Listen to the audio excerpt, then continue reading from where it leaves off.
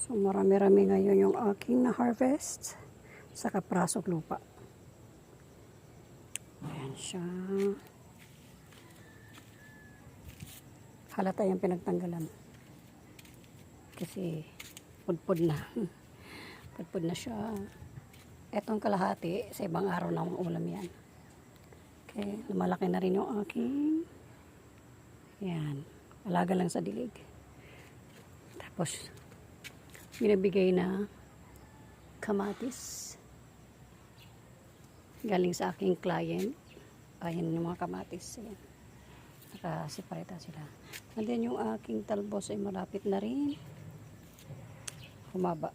Ito pa isang set. Sa manauna kasi tinanim yung aking mga kangkong.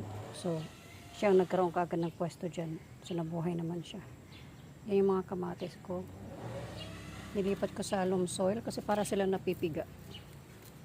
Pati itong aking alugbati, hindi siya lumalaki.